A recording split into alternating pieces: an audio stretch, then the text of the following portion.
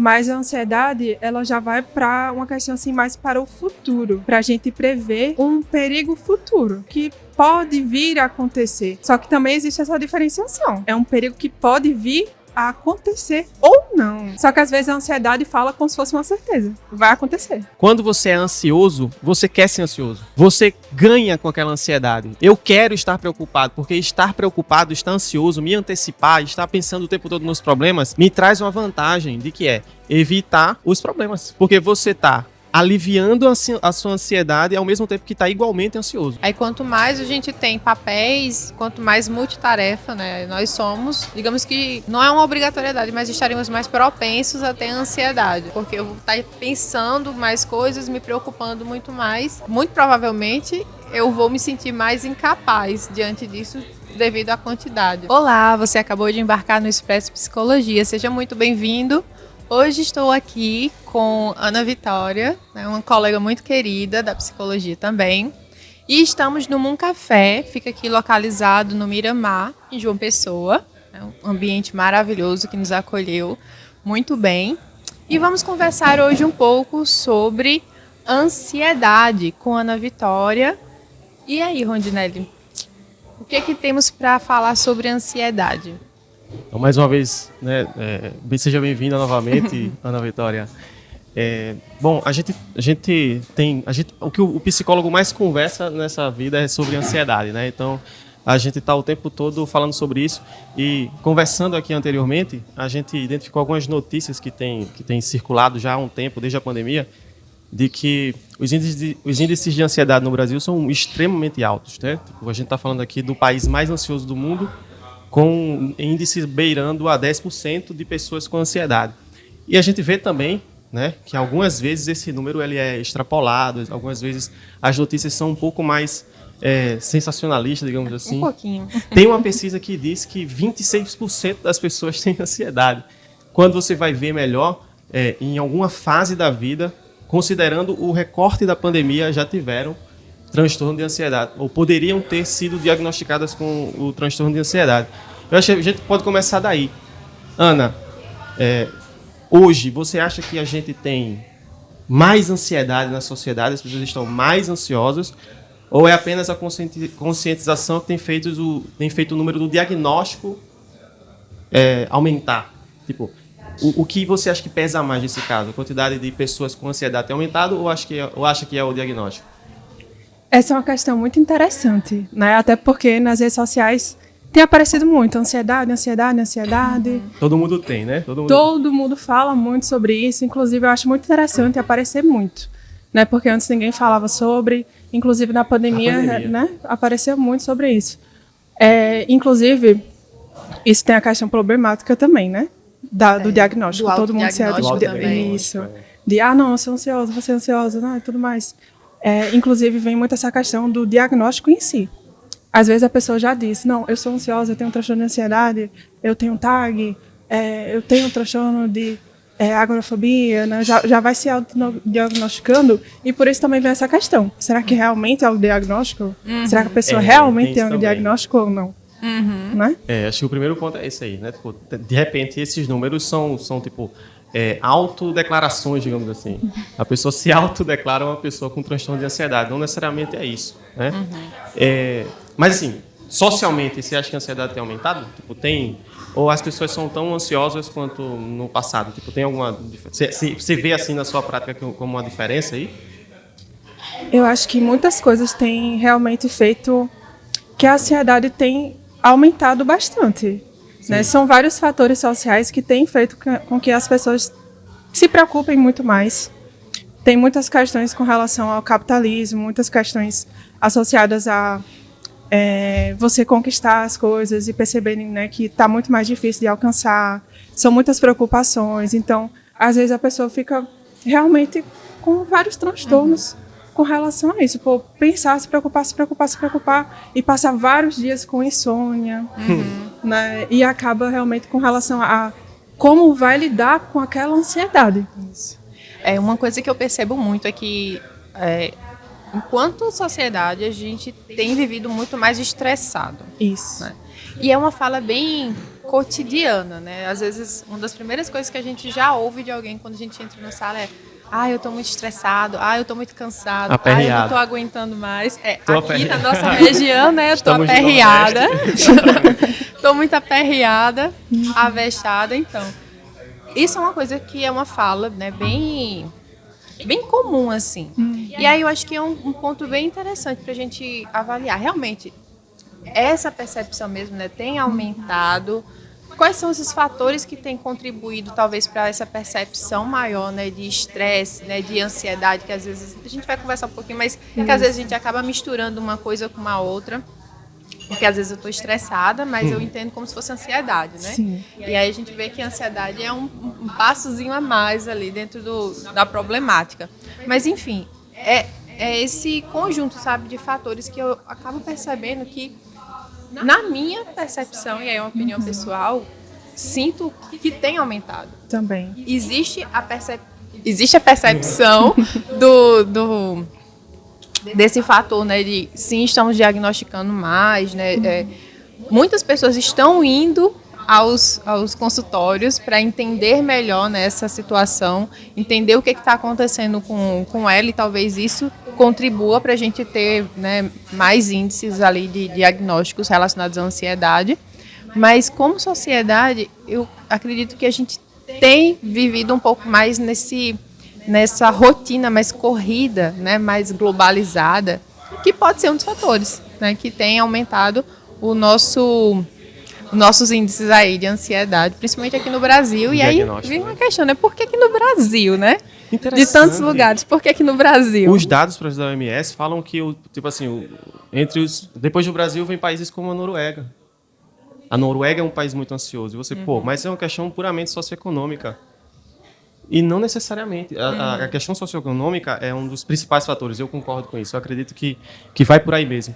Mas existe também a questão, por exemplo, do estilo de vida, né, do brasileiro. O estilo de vida do brasileiro é diferente. Né? A forma como a gente lida com os nossos problemas, né, é diferente. Então, claro, pensa aí. A questão socioeconômica, a gente está num país emergente, né? Então é um país que está brigando para se transformar num país melhor, num país de primeiro mundo.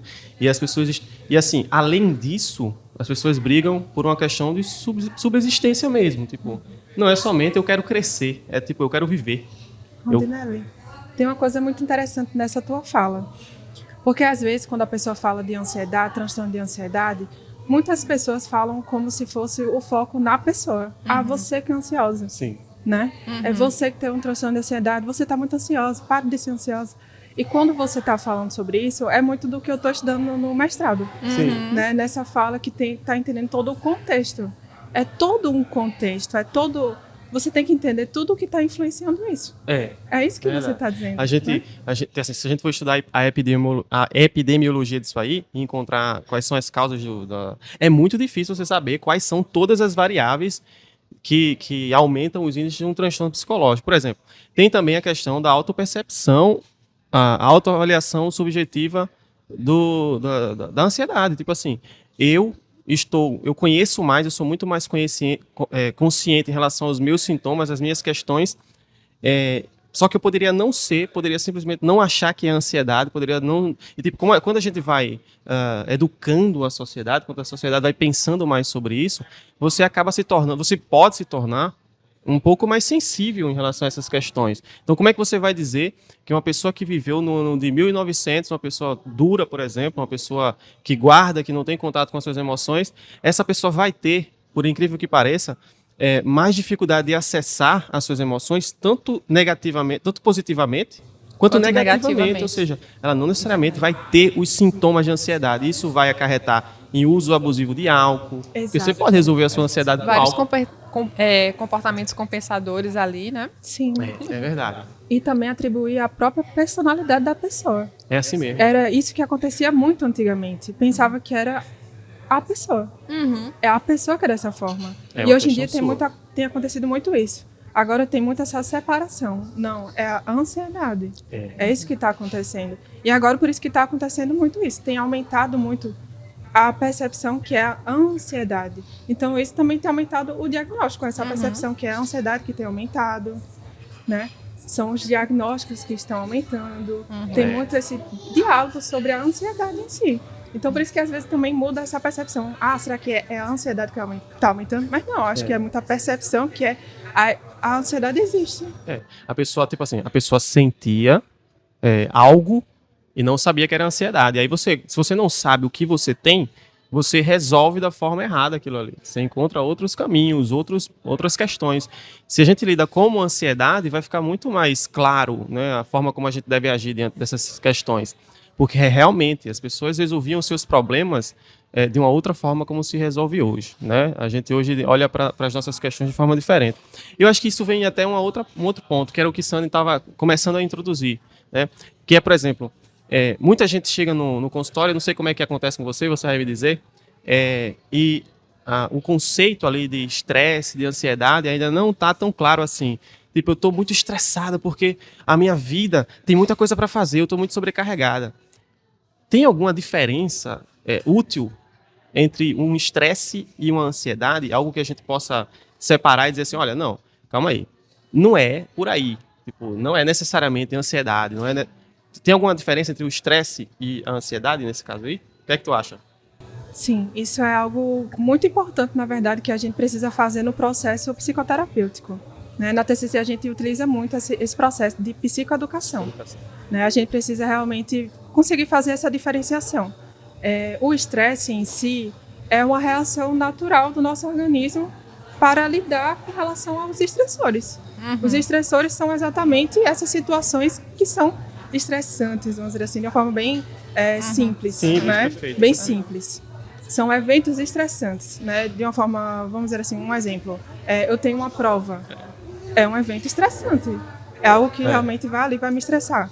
Não necessariamente é um problema para mim, mas é algo que me deixa ali um pouco mais agitada, né? Um pouco mais nervosa, fico estressada mesmo. Se a gente for falar de forma mais simples ainda, o próprio ato de você levantar da cama para ir fazer alguma coisa exige um nível de estresse, de cortisol. Você vai ter que movimentar neurotransmissores, hormônios. Que... Basicamente é o que faz a gente acordar. Estresse é você viver. É natural, né? É necessário, né, para existir esse movimento. Já a ansiedade é uma emoção básica, né? Também para a nossa sobrevivência. Mas a ansiedade, ela já vai para uma questão assim, mais para o futuro. Para a gente prever um perigo futuro.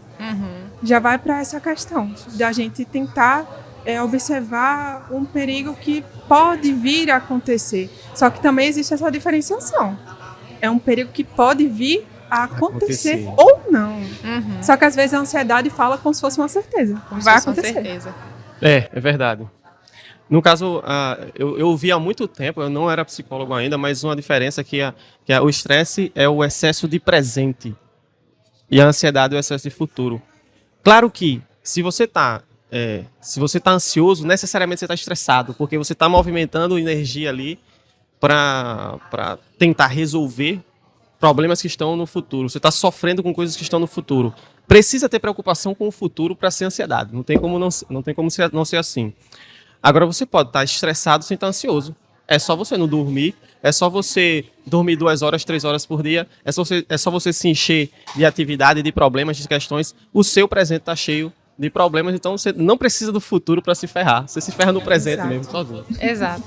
Esse é um ponto que é bem importante, porque faz toda a diferença na questão do manejo, tá? Eu já estou vivenciando esse sofrimento, né? Eu já estou ansioso, ou então estou me percebendo muito, muito estressado. Como é que eu vou lidar com isso a partir de agora, né? Existem alguns hábitos ou alguma rotina que seja mais propensa a me deixar dessa forma? Sim, inclusive essa diferenciação que o Rondinelli está falando me lembra muito a um hábito específico que facilita muito a ansiedade em si, que é a questão do hábito de dormir. Né? O dormir em si. Nossa, tão básico assim, né? Tipo, caramba, de repente você vai para o psicólogo e o psicólogo, olha, você já experimentou 2 doses, sabe, de sono? Já experimentou dormir para saber como é que faz, o que é que isso faz com a sua ansiedade? Um sono adequado, né? Não ser 2 horas, mas pelo menos ali umas 7. seria o mínimo, né? 7. 7 a 9, né? A média e tal.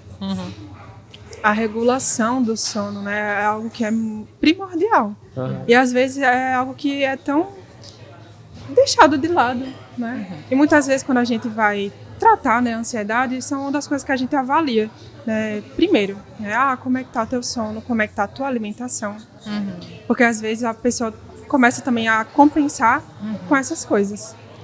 Mas aí tem um ponto que os nossos pacientes, né, geralmente trazem, certo, eu sei que dormir seria bom, eu até gostaria de dormir, mas assim, meu estilo de vida é o seguinte, eu trabalho de manhã, trabalho de tarde, estudo à noite com aulas. Aí eu preciso fazer atividade das aulas, preciso às vezes levar trabalho para casa porque eu não dei conta durante o dia de trabalho, e é onde que fica o meu sono.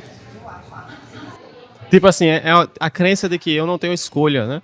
Tipo, eu atendo à noite ainda, né? Tô começando a tentar mudar essas coisas, mas eu atendo à noite, às vezes eu atendo até às 10, né?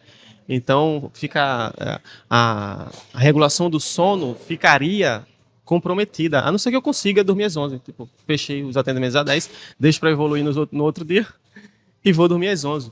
Mas isso é uma crença também. Eu não consigo mudar o meu estilo de vida, não consigo mudar os meus hábitos, e aí não muda, né? Mas na tua experiência, Ana, você tem outros hábitos que você acha que contribuem ali para a ansiedade, que ajudam a ansiedade? Sim, eu acho que também a questão das redes sociais em excesso, porque ali também existe muita comparação. Então aumenta, né, a questão da preocupação com o futuro, porque você vê ali as outras pessoas tendo muito sucesso e você não. Então você começa a se preocupar, eu quero isso, eu quero aquilo, e não consegue ser grato por pequenas coisas que você está conseguindo agora. Então às vezes você fica muito ansioso, eu não estou conseguindo agora, eu não estou conseguindo. E você começa a já catastrofizar algo lá no futuro, né? Eu nunca vou conseguir. Isso vai ser impossível, né? Não vai dar certo de jeito nenhum. Eu sou incapaz, né? E todas as crenças que podem ser desenvolvidas nesse processo. É um dos meios, né, que são mais complexos, né, nesse sentido também. Então a gente poderia até deixar mais claro ainda, né, para quem está assistindo, é que a minha ansiedade tem a ver com, sim, os meus hábitos de vida, e esses meus hábitos de vida vão impactar na forma como eu penso sobre mim, sobre as outras pessoas. Quais seriam esses principais pensamentos, assim, que às vezes acabam impactando, e eu não sei exatamente que isso já é ansiedade, já é eu entrando nesse ciclo, né, de ficar pensando e me preocupando.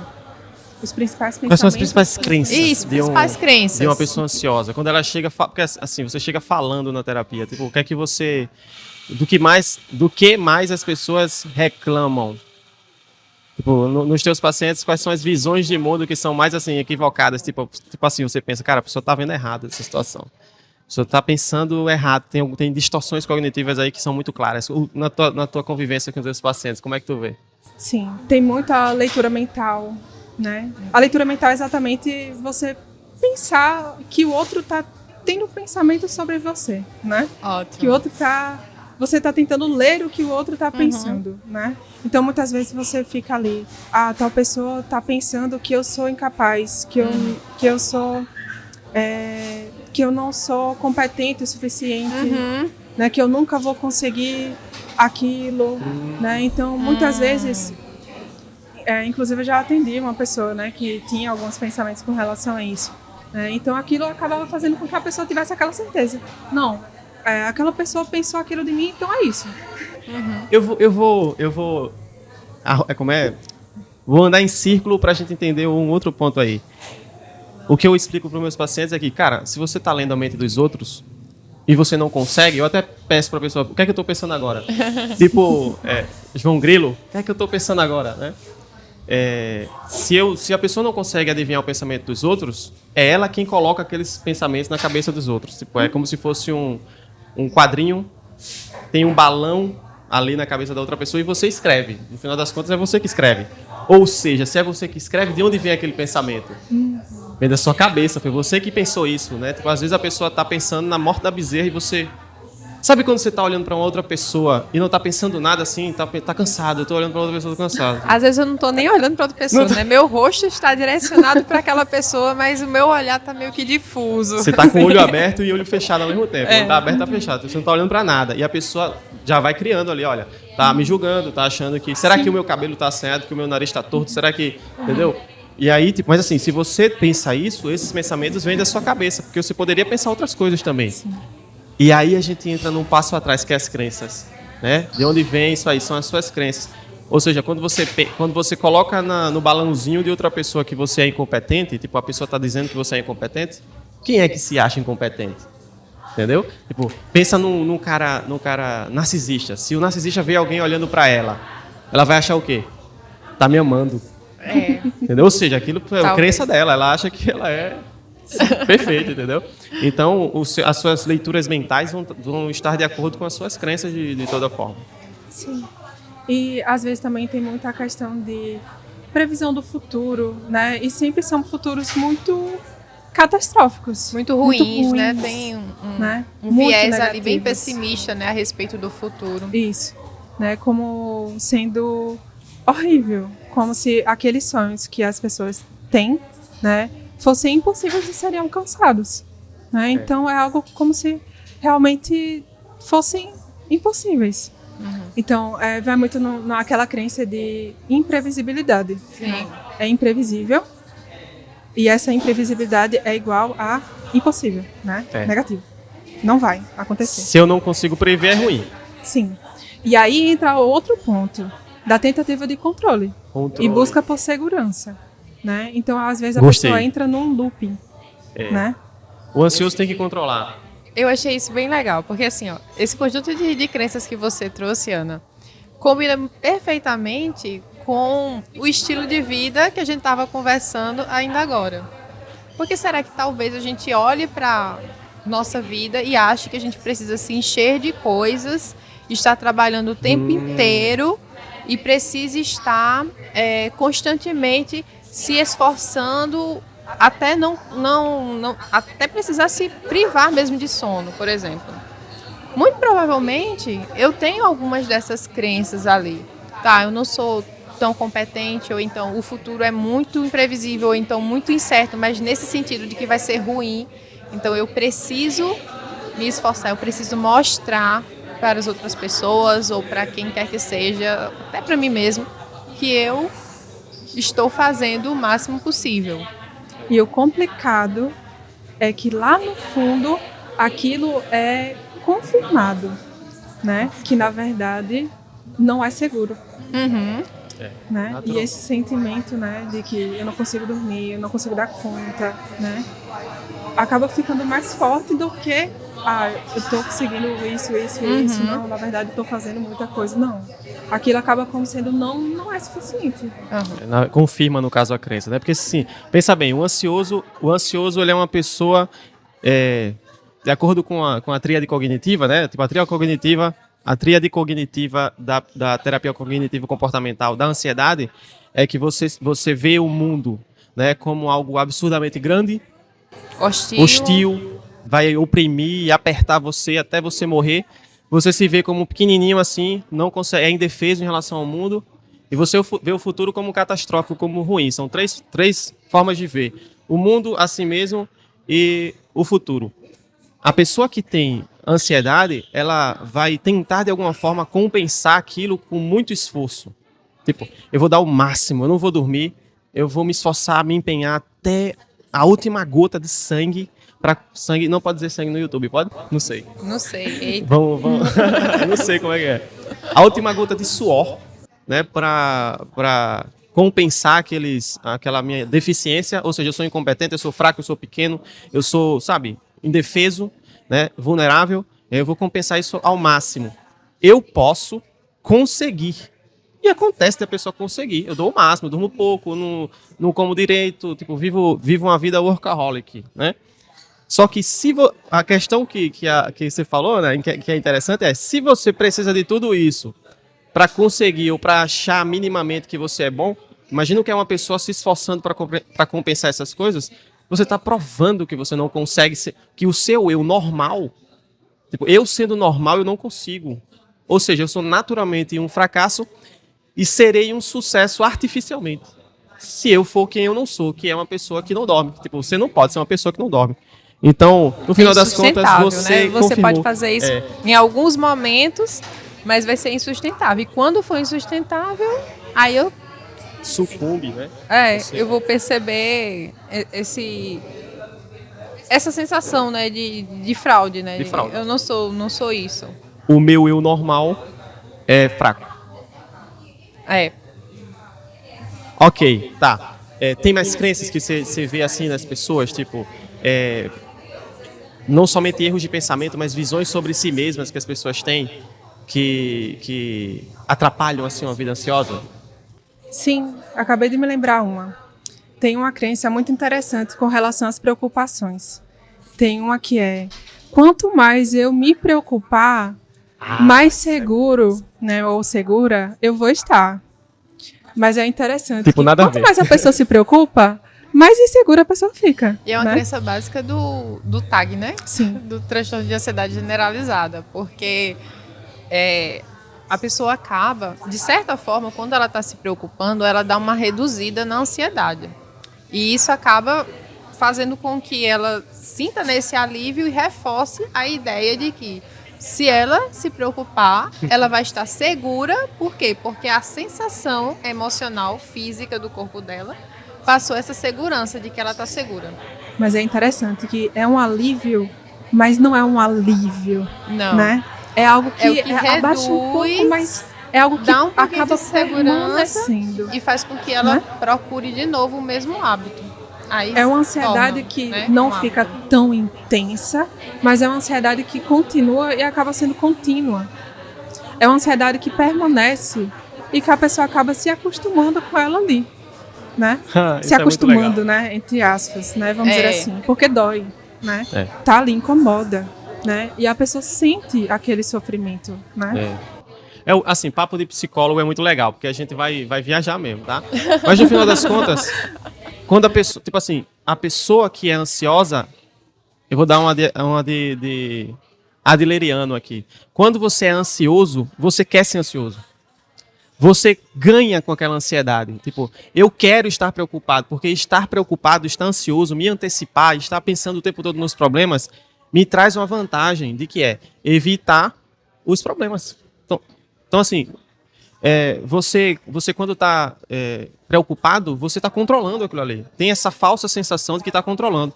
E aí, por que eu disse que é viagem? Porque você está aliviando a sua ansiedade ao mesmo tempo que está igualmente ansioso. É por isso que essa estratégia das preocupações que você falou, ela é tão inútil quanto útil. Ela não serve para nada. Ela é como se fosse igualar as coisas assim. Você vai ficar ansioso.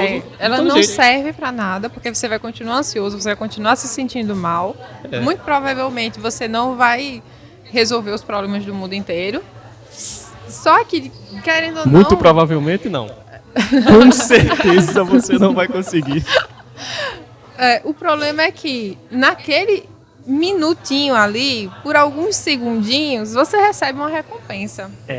E se Eu tô você controlando. não conseguir prestar atenção nesse ponto que não está sendo vantajoso, que você está recebendo um pouquinho de alívio naquele momento, por se antecipar, por tentar imaginar esses cenários e tentar controlar as coisas, se você não conseguir perceber que isso está te dando uma falsa segurança, você fica nesse ciclo sem fim.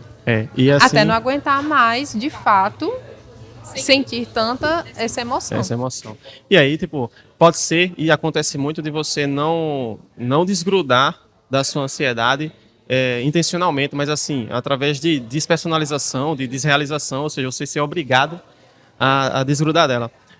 E assim, eu preciso dizer alguma coisa chocante, senão não sou eu, né?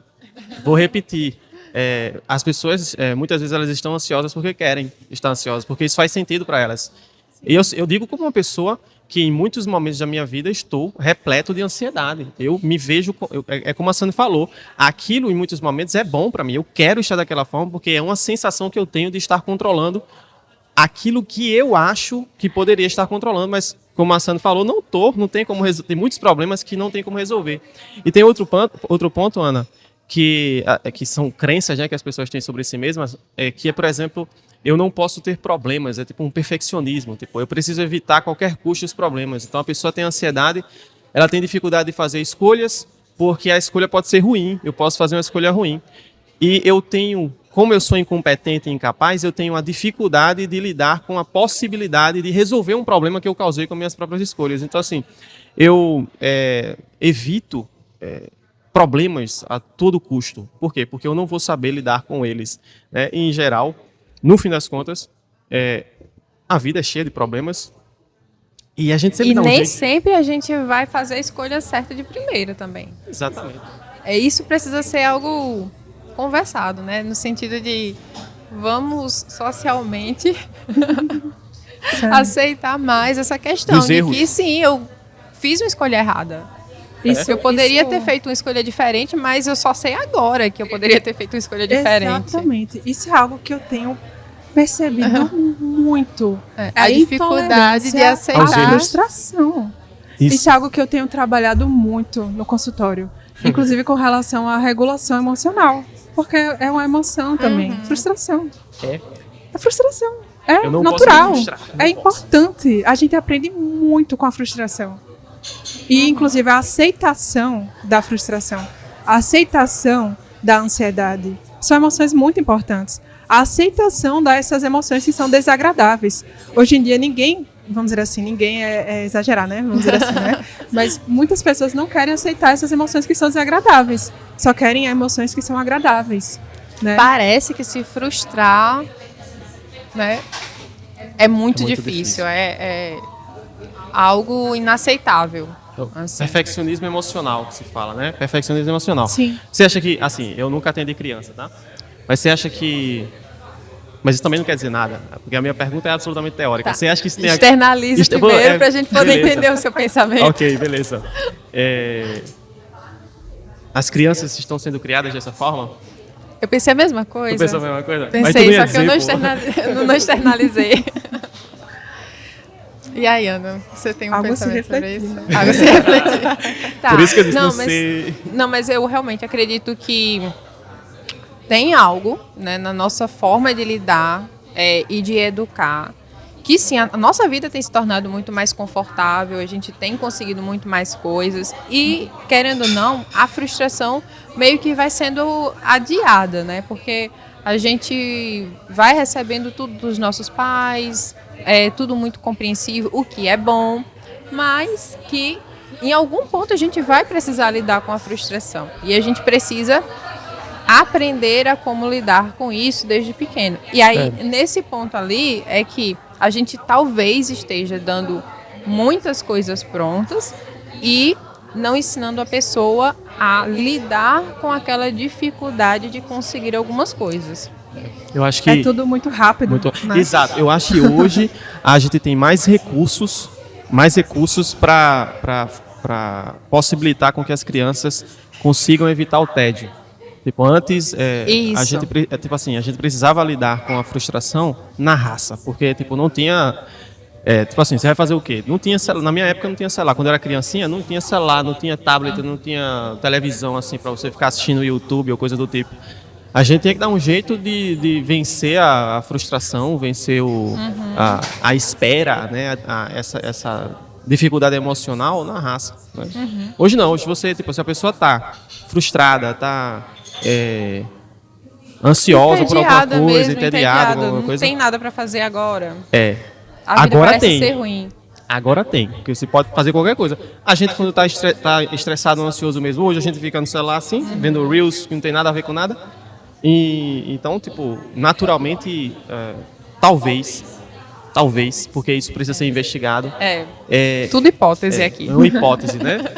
Conversa de psicólogo. Talvez essa estrutura da sociedade de livrar as crianças do tédio, da frustração, de não ter o que fazer, possa aumentar um pouco a questão da ansiedade, né? E talvez não seja nem de livrar a criança em si, né? Mas os próprios pais também de lidar com a sua frustração. Também. Nossa, é verdade. Também. É verdade, tipo assim, você vê a criança lá entediada, você, meu Deus, a minha criança não pode estar assim, ela tem que E agora, o que é que ela vai começar a chorar? Verdade. Né? E a frustração Complexo. em lidar com isso, né? De não poder fazer tudo pelo filho, talvez. É verdade. Tendo esse meio agora, né? Porque antes os pais não tinham esse meio. Agora eles têm, Tem. né? Verdade. Como lidar, né? São alguns pontos bem interessantes, assim, né? Pra gente entender um pouquinho, que tem a ver com esses hábitos, né? Que envolvem essa sensação de ansiedade, né, na sociedade, que a gente tem observado, né, de forma tão crescente ultimamente. E aí, tem alguns pontos que eu acho bem interessante que a gente pode até começar a conversar aqui. A sociedade está ansiosa, mas assim, tem uma diferença, por exemplo, entre homens e mulheres em termos de ansiedade? Estatisticamente falando, a gente sabe que tem, mas por que será isso? Isso. Inclusive, a gente volta até no assunto que a gente estava falando até no começo, né? De questões sociais também. As mulheres em si, né, tem várias pesquisas com relação a isso, e tem realmente maior quantidade, né? Em porcentagem, as mulheres realmente têm mais quantidade maior, as mulheres têm maior prevalência em questão de diagnóstico de transtorno de ansiedade, né? Isso é bem preocupante também, né, com relação a isso. E isso reflete também os papéis sociais, né, que as mulheres acabaram tendo ao longo da vida, que elas assumiram, né, ao longo da vida. E as responsabilidades, as preocupações ao longo da vida. Inclusive, eu estava até refletindo, né, quando eu estava vindo para cá. Quando a gente fala assim, em questão de ansiedade, a gente também fala em questão de quantidade de coisas, né? Quantidade de pensamentos, quantidade de preocupações, quantidade de responsabilidades, porque não é apenas você ser ansiosa, você se preocupar, mas também com relação à quantidade de responsabilidades. Sim. Aí quanto mais a gente tem papéis, quanto mais multitarefa, né, nós Exato. somos, digamos que não é uma obrigatoriedade, mas estaremos mais propensos a ter ansiedade. Porque eu vou estar pensando mais coisas, me preocupando muito mais. E aí entra aquela questão, né, de muito provavelmente eu vou me sentir mais incapaz diante disso devido à quantidade. Isso. E não é algo assim determinante. Não é algo que não é determinante, até porque não é apenas você ser mulher que você vai ter o transtorno de ansiedade, né? Mas é também a questão de como você vai lidar com aquela ansiedade, como você vai lidar com as responsabilidades que você tem. Porque também tem a questão de você assumir apenas aquela responsabilidade, você pegar as preocupações, como você vai lidar com essas preocupações. Né? Tem uma questão também com relação às preocupações em si, que tem uma característica muitas vezes que a pessoa tem de não comunicar com ninguém, não ter uma rede de apoio, né? Isso tem várias questões envolvidas, né? Não é apenas da própria pessoa, né? Não é uma questão de responsabilizar a pessoa em si, né? São várias coisas que estão atreladas, mas isso é um fator que é preocupante, né? Posso trazer uma perspectiva outra em relação à questão de Sim, gênero? fale. Será que eu posso? Bom, tem dois pontos aí. Tem dois pontos aí dois recortes que precisam ser feitos. O primeiro é que aí é uma pergunta que se faz.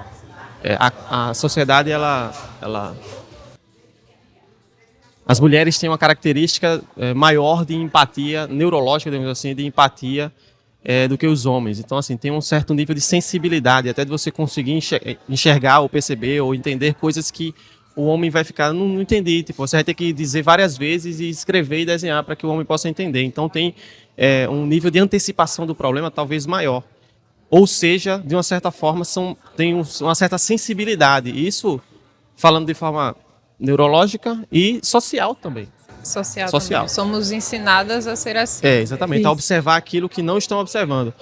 O outro ponto é a busca pela ajuda, entendeu? Tipo assim, você tem mais propensão a buscar ajuda, embora não seja com todo mundo, a gente está falando aqui de prevalência, né, como a Ana falou, não seja com todo mundo, tipo, é muito mais provável que um homem não busque ajuda, entendeu? Que ele resolva aqueles problemas através da agressividade, do álcool, do estilo de vida workaholic, né? Que você tenha níveis de ansiedade parecidos, mas não tenha recursos, porque existe um certo preconceito bem maior quando um homem fala sobre suas emoções, sobre seus sentimentos, sobre suas questões e, por exemplo, vai buscar a ajuda de um amigo, o amigo vai dizer, é o fresca.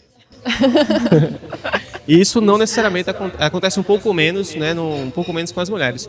Bem menos. Eu né? acho que a gente tem um pouco mais dessa tendência de acolher e de se sentir no mesmo lugar da outra pessoa. Poxa, eu também me sinto assim, Até por vamos isso. conversar sobre isso. É isso, tipo, o problema já é a resolução do problema. Tipo assim, o homem é menos empático, assim, ele é mais durão. Tipo, cara, meio assim, vai dizer assim, é complicado mesmo. O cara empático vai dizer, pô, cara, entendo, é complicado. E pronto, acabou a conversa, entendeu? E a mulher, ela é mais sensível pra sentir, mas também pra entender, cara. Mas, tipo, conte-me mais sobre isso e tal. Bom, mais uma vez, hipóteses. Hipótese. Eu quis aqui trazer uma outra perspectiva, né? Tem várias variáveis, realmente. Né? Eu acho que isso é bem interessante porque entra justamente na questão do diagnóstico. Se o homem, por exemplo, realmente ele está ansioso, mas o que ele externaliza é agressividade, ele vai ser diagnosticado, entre aspas, né, ali pela microsociedade dele, né, a família, como problema ser agressividade, não necessariamente ansiedade. É verdade. Aí vai buscar tratamento para outra coisa, quando pode ser. Também é mais provável que os homens sejam agressivos. Né? Tipo assim, porque socialmente é mais permitido, digamos assim, que os homens sejam violentos, agressivos, enquanto que a mulher é educada de forma educada pela sociedade a ser mais contida e tal. A sociedade vai mexer muito, vai influenciar muito nisso aí. Também questão de temperamento, né? Tipo, por temperamento neurológico, é selecionado evolutivamente que os homens sejam mais agressivos e violentos. Então, pô, se a gente for continuar nesse assunto, vai falar sobre muita coisa. Sobre outros pontos aqui. Certo. Dentro dessa variação que a gente está conversando aqui, né, sobre ser uma diferença de gênero, né, se tem, se não tem. Aí minha questão aqui agora, Ana Vitória, tem alguém que seja um pouco mais propenso a ter essa vulnerabilidade, a ansiedade, e tem alguma coisa a ver com genética, alguma coisa do tipo? Então, essa é uma discussão bem complexa, né? Bem polêmica, né? Eu não posso dizer nem que não, nem que sim completamente, né? Eu não posso dizer algo concreto, né? Dizendo sim, né? É algo que ainda tem várias pesquisas, né? É um campo que, na verdade, está com várias pesquisas nesse campo. Mas, na verdade, quando a gente faz no processo psicoterapêutico, a gente sempre faz a avaliação. Na verdade, a avaliação, ela é feita durante todo o processo, mas inicialmente de uma forma bem mais intensa. E a gente sempre avalia se tem algum histórico psiquiátrico, familiar, né? Inclusive da própria pessoa, se em algum momento ela já foi diagnosticada em algum caso nesse sentido. Mas é muito importante a gente saber se algum familiar próximo e tudo mais teve algum caso nesse sentido, só em questão de conhecimento nesse sentido, para a gente ter alguma ideia, porque na verdade existem fatores que são precipitantes, né? Mas eles não são determinantes. Exato. São fatores que podem influenciar para a gente ter uma noção que é algo a estar atento. Né? Porque tem alguns diagnósticos, alguns transtornos que tem um fator genético que é um pouco mais forte. Do que a ansiedade, não, né?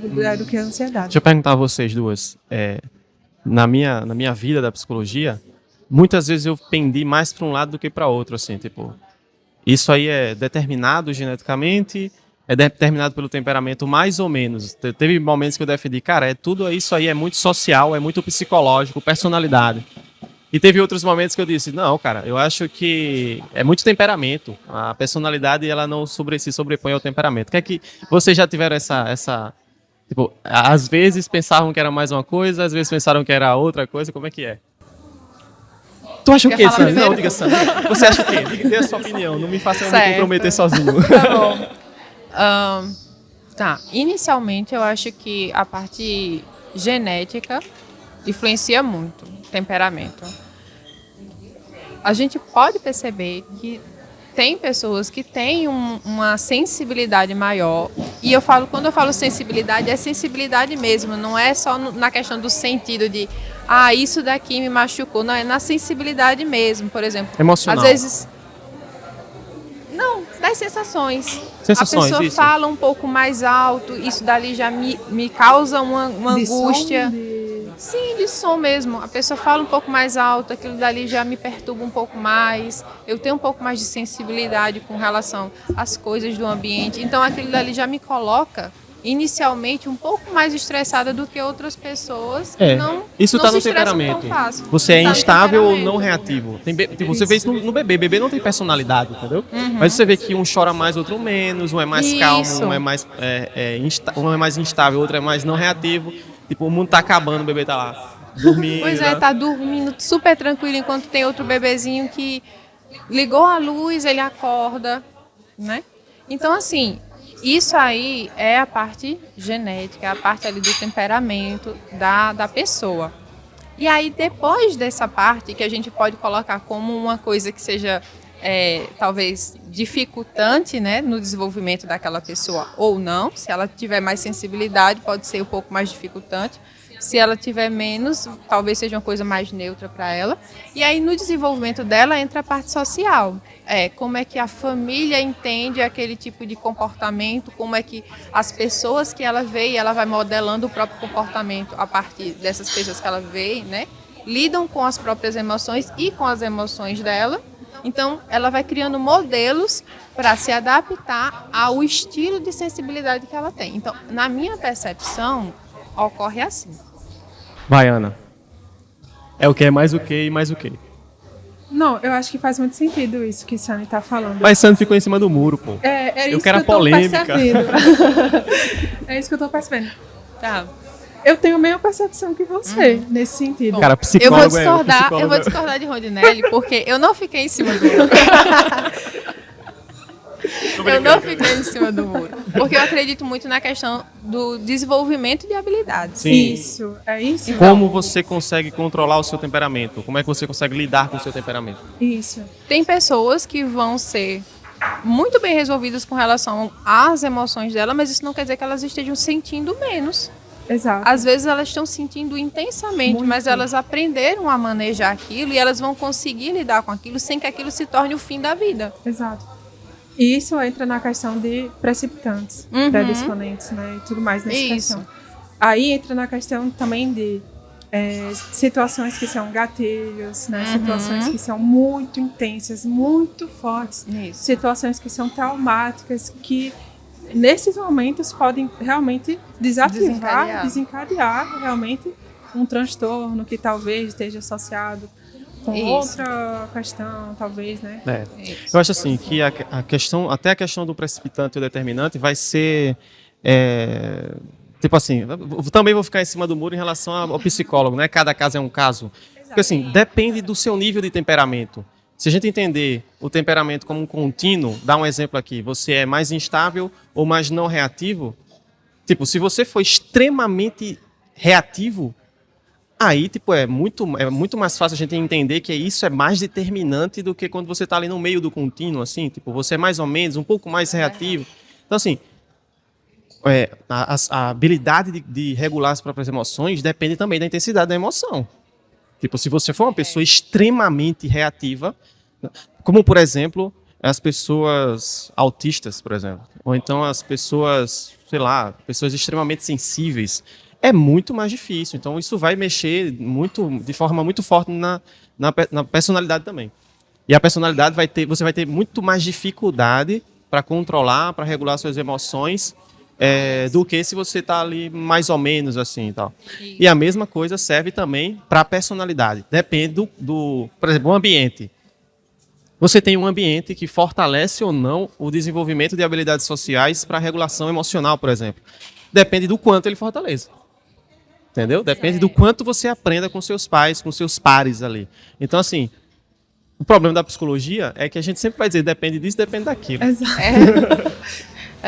Porque se a gente for pegar, né, um caso que seja bem difícil mesmo, no sentido de a pessoa ser bem sensível, na questão do temperamento e o ambiente ainda não colaborar, o que vai mais se sobressair é a desregulação. Desregulação, naturalmente. E aí isso serve para ansiedade. Uma pessoa que é instável ou mais ansiosa, porque a ansiedade também está no temperamento, o problema da ansiedade é esse também, tipo, mais ansiosa e tal. E você não tem um ambiente que fortaleça de forma muito forte a regulação emocional e desenvolvimento de habilidades para controlar aquelas emoções, aí é tiro e queda, assim, é super determinante o seu temperamento, porque a questão é o quanto o seu ambiente, o quanto as suas crenças aprendidas na infância vão conseguir compensar. Mesma coisa sei lá, uma pessoa que ela seja mais apática, assim. Tipo, uma pessoa apática, se não tiver crenças que compensam isso com autodeterminação, com incentivo, eu vou ter uma personalidade mais determinada e tal, ela vai ser apática pro resto da vida, assim, não quero não. Mas você tem que crescer, você tem que estudar. Não quero. Tipo, você acaba se tornando muito mais temperamental. Então, do ponto de vista da ansiedade, depende. Então, aí a gente falou um pouquinho sobre essa questão, né, dos temperamentos, como é que isso vai influenciar, como é que a gente desenvolve nessa parte ali de habilidades para dar conta, né, dessas emoções, né, dessa ansiedade. Me veio à mente a questão mesmo dos nossos lugares, né, na vida. Imagine que uma pessoa, né, já se perceba como mais ansiosa. Geralmente, como é que isso vai influenciar nas áreas da vida dessa pessoa? Por exemplo, eu sou muito ansiosa, mas eu quero me relacionar com alguém, quero começar a namorar, ou então estou namorando. Como é que isso pode acabar influenciando? Ou então, estou em busca do meu primeiro emprego. Como é que eu vou lidar com essa situação que é desafiante, né? Principalmente na sociedade que a gente está vivendo hoje em dia. Então, como é que essa ansiedade às vezes acaba influenciando nesse ponto? Pronto, vou falar primeiro da parte do exemplo do relacionamento. Tá. Sim. É bem típico, na verdade, né? Às vezes a pessoa pode tender para vários lados, né? A ansiedade ela é bem complexa. A pessoa pode tender tem várias estratégias, né? A ansiedade, né? A pessoa pode, por exemplo, hipercompensar. Ser muito ansiosa e tentar, por exemplo, ter muito controle. Ter muito controle sobre aquele relacionamento, né? E ficar ali o tempo inteiro mandando mensagem. Você tá onde? Você tá fazendo o quê? Você vem quando? Você tá por onde? Você me ama? Né? Ficar sempre perguntando, sempre falando, né? Isso é uma questão muito interessante da ansiedade. Porque é a questão que a gente estava até falando antes, da busca por segurança. Que, na verdade, só alimenta a questão da insegurança. Né? Isso é muito interessante. Isso é muito comum, né? Na verdade. É engraçado. Às vezes, no consultório, às vezes a pessoa chega com um problema de relacionamento, né? Assim, na percepção do paciente, é um problema de relacionamento, né? Eu não estou conseguindo lidar muito bem com esse relacionamento, estou sofrendo muito dentro desse relacionamento. E quando a gente vai ver, é a ansiedade. Sim. E às vezes a pessoa fica ali preocupada, ruminando, né? Eu não sei se a pessoa realmente gosta, né? Eu não sei se vai dar certo, né? Entre todas aquelas questões que são bem típicas da ansiedade. Com relação ao trabalho, por exemplo, né? Isso é um mundo. A ansiedade ela pode atrapalhar com várias coisas, né? Ela pode paralisar a pessoa com relação a, por exemplo, enviar um currículo. Isso é um exemplo bem prático. A pessoa fica ali pensando, não, mas como é que eu vou enviar um currículo? O que seria? O que é para eu colocar? Eu não sei como seria. Eu não sei se eu sou competente. O que é que tal pessoa está colocando? O que a pessoa vai pensar quando vê meu currículo? Será que a foto tá legal? O que a pessoa vai pensar naquela foto? Será que eu escrevi direito? Né? Então, às vezes, a pessoa fica ali. Sabe o que é interessante? É que, em geral, todas essas perguntas têm respostas. E as respostas não são boas. A pergunta é quase que como se fosse uma fuga do que você realmente está pensando. Porque o que você está dizendo a pessoa vai achar ruim, vai dar errado, fulano tem um currículo muito melhor, eu não vou conseguir. E isso vem em forma de pergunta, mas você já sabe a resposta. Quer dizer, para você, porque não necessariamente, porque você não tem como saber, coisas que não estão dentro da sua da sua... Mas na percepção daquela pessoa, com certeza a resposta vai ser negativa. Com certeza, com certeza. Ó, já deu ali mais ou menos 55 minutos de podcast. Sim. Eu acho que é o recorde, né? Pra gente, né, encerrar, vamos pra parte mais prática, Isso, né? estratégias, Né? exatamente. Eu já me percebi, me identifiquei bastante com Vocês já me podcast. descascaram demais, agora tá na hora de... O que eu faço agora? Né? Sim. A ansiedade não é o fim do mundo. Eu defendo a ansiedade, eu sou defensora. Não, a ansiedade não é ruim, eu sou defensora realmente. A ansiedade ela é boa, ela tem a parte boa. Se ela não tivesse a parte boa, se ela não fosse boa também, realmente, como o Rondinelli estava falando, a gente não levantar entraria na onda também dela em alguns momentos. Ela tem uma parte importante. E aí entra a questão que a gente trabalha muito, essa diferenciação. Você conseguir distinguir as preocupações, por exemplo, né? A preocupação que ela é produtiva, que ela faz sentido, né? Que ela te leva a algum lugar, né? No sentido de, por exemplo, eu encontro soluções. Eu encontro soluções que podem ser imperfeitas, mas eu encontro algumas soluções. Eu encontro algumas respostas, né? Por exemplo, será que eu escrevi algo interessante? Mas eu escrevi alguma coisa aqui. Eu escrevi. Sim. Será que fulano fez... Não, o fulano escreveu outra coisa, então talvez não seja tão interessante eu pensar sobre o que fulano está respondendo, né? Talvez acho que essa preocupação não esteja sendo tão interessante nesse momento, né? Então, por exemplo, essa é a diferenciação também da preocupação que é produtiva e a preocupação que é improdutiva. A preocupação sobre o que fulano escreveu, o que fulano for pensar sobre mim, nesse momento talvez não seja tão interessante, porque isso talvez esteja me paralisando. Então, uma das coisas que eu trabalho muito no meu trabalho, né, na psicoterapia, é exatamente essa distinção. A preocupação que é improdutiva, ela paralisa. Ela me prende naquelas crenças e me deixa ali confortável naquela crença, né? Ela só me deixa naquela certeza. Pode dizer, né? Confortável. Né? Pode dizer. Ela só me deixa ali naquele lugar, me deixa naquele quadradinho, fechadinho e pronto. As preocupações que são produtivas, elas me colocam para frente, elas me colocam em movimento, no lugar que eu gostaria de estar, né? Exatamente. No futuro, num futuro que talvez eu gostaria de chegar, né? Mesmo que talvez não seja tão confortável agora, mesmo que talvez não seja tão seguro, né? É desconfortável, mas talvez eu chegue lá, né?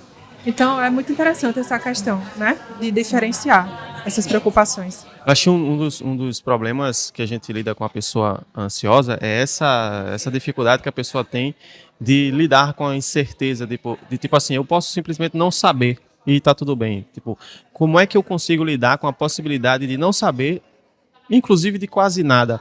E aí eu não sei se tem algum dado estatístico relacionado a isso, eu só posso falar da minha vivência. Eu tenho percebido que quanto mais você trabalha, o espírito obsessivo da pessoa ansiosa, de querer controlar tudo, quanto mais você vai tirando da mão dele, através da reestruturação cognitiva, a necessidade de controle, né? Mas ela vai entrando no nível de apatia. Tipo assim, cara, então quer dizer que eu não consigo controlar nada? Então quer dizer que não vale a pena me preocupar? E então o que é que eu vou fazer da vida? Se a vida da pessoa é se preocupar, então chega um momento que você precisa trabalhar outras coisas, né? Tipo, o que exatamente você consegue controlar? Isso é muito importante. Tipo, não é simplesmente parar de querer controlar o mundo, é focar o máximo naquilo que você consegue controlar. Que em geral, pouca coisa. Tinha uma paciente que ela queria fazer uma prova, né, de doutorado, e ela queria saber uma coisa muito comum entre as pessoas, né, que vão fazer essas provas.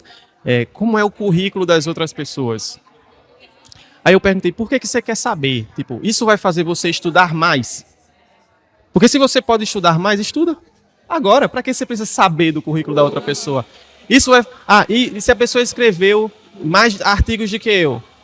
Aí eu disse, você vai escrever mais um artigo para tentar superar? Não dá tempo. Então não tem para que saber, entendeu? A única coisa que você tem agora, nesse momento, é aquilo que você pode lidar. É aquilo que está dentro do seu controle, aquilo que está dentro da sua alçada. Isso, em geral, é pouco. É pouco em relação ao mundo. Então a pessoa tem que saber lidar com esse pouco. O meu pouco é suficiente. E assim, um outro ponto é a questão da impaciência, né? Tipo, eu acho que eu devo resolver a minha vida até os 30. Então eu já tô lascado, porque lascou. Não, tipo, tá acabando, a vida tá acabando, a pessoa tem 25, entendeu? 25. Ela talvez viva até os 85. Ela não viveu um quarto direito da própria vida, né? Viveu um terço da vida. E acha que a vida tá acabando. Então essa pressa por resolver a vida logo é uma das das crenças que mais precisam ser combatidas. Então, se eu pudesse dizer... E que chegou, é muito Gustavo. próprio do nosso tempo, né? Olha lá, Gustavo ali. Chegou, foi. Na maior calma do mundo, falando em ansiedade, né? É muito próprio do nosso tempo. Talvez esse seja uma das crenças que mais desencadeiam, né? Principalmente nos jovens, que, por incrível que pareça, é o público que mais tem ansiedade. Por incrível que pareça. Né? Pura coincidência. É verdade. E aí entra a questão também das regrinhas, né? São várias regrinhas que vão sendo formadas de eu tenho que aos 30 anos, eu tenho que conquistar isso esse ano, eu tenho que. Então, às vezes, a pessoa tem que começar a questionar esses eu tenho que. Será que tu tem que mesmo? Tá escrito que tu tem que fazer isso. É uma excelente pergunta, né? O que é que justifica o fato de você ter que? Mais uma vez, gente, vocês são psicólogas, né? Eu tenho me convertido cada vez mais ao Alfred Adler, né? E a pergunta de o que eu tenho que fazer é a base da psicologia individual. Tipo, qual é a sua tarefa no mundo mesmo? Eu tenho que fazer as pessoas gostarem de mim, eu tenho que ser rico, Cara, tem mesmo? Por quê? Qual é a questão disso aí? Então, você ter uma consciência total daquilo que você tem mesmo que fazer, é justamente aquilo que a gente estava falando sobre controle. Né? O que é que eu realmente controlo? O que é que está na minha mão exatamente? E se você consegue descobrir isso e focar nisso, você se transforma numa pessoa... Né? Isso leva muito tempo, tá? Porque tipo, a gente está falando de crenças que são fundamentadas numa história, mas precisa ser uma busca, né? Tipo, como eu faço para acreditar mais naquilo que é o meu papel no mundo, que é a minha tarefa, né? E se eu não sei o que é exatamente, a minha tarefa deve ser descobrir qual é o meu papel, qual é a minha questão. Por que eu me preocupo com coisas se eu não devo, né? Eu acho que isso é um ponto de reflexão muito forte. Isso. Não existe uma fórmula mágica, né, para lidar melhor com a ansiedade, mas um ponto chave principal é a pessoa conseguir refletir realmente ali profundamente sobre si mesmo. Realmente você aprofundar o que faz sentido para você, né? Não para os outros, o que os outros querem, o que faz sentido para os outros, né? Porque às vezes a gente tá tão envolto dessas pressões que às vezes a gente simplesmente vai na onda dessas pressões e simplesmente só vai. É isso. Por que eu sempre... Porque todas as vezes que a gente conversa sobre ansiedade, eu acho que ainda falta falar muita coisa, entendeu? Tem. Eu tava refletindo sobre isso mesmo, né? Eu tava refletindo sobre a emoção do medo, né? Mas aí fica para um próximo encontro. Encerra com isso. Então, aí a gente tava falando muito sobre preocupação, né? Que é uma das principais características da ansiedade. Mas, às vezes as pessoas estão preocupadas até mesmo com o que está sentindo. Então, assim, às vezes a pessoa começa a ter mais consciência, como o Rondinelli disse, comecei a ter mais consciência do que eu estou sentindo, e aí eu começo a questionar o que eu estou sentindo, mas não na perspectiva de eu posso sentir, mas na perspectiva de eu não deveria sentir isso é perigoso, eu não quero ir por esse caminho. Então, entra muito por essa questão, né, de crenças mesmo em geral a respeito do próprio ser humano mesmo, do que ele sente, do que ele pode sentir, do que ele deve sentir, do que ele deve fazer. Então são muitos deveres, né? É isso. Obrigada, gente. Foi ótimo. Estamos muito felizes de ter recebido você, né? Da gente poder conversar um pouco sobre isso, né? Está aqui o convite para os próximos encontros, né? Com certeza. Vamos conversar sobre outros temas. Foi ótimo. Então, eu queria agradecer bastante você por ter vindo. Obrigada. E vale um ponto também, tá? Ex-presidente da Actuar Consultoria. A gente só traz gente aqui que foi da Actuar Consultoria. Todo mundo foi da Actuar aqui. Gente, obrigado por ter chegado até aqui. E um agradecimento especial. 2 agradecimentos especiais. O primeiro a Ana Vitória, que topou conversar com a gente sobre isso. Nessa conversa aqui é muito boa, gostei muito.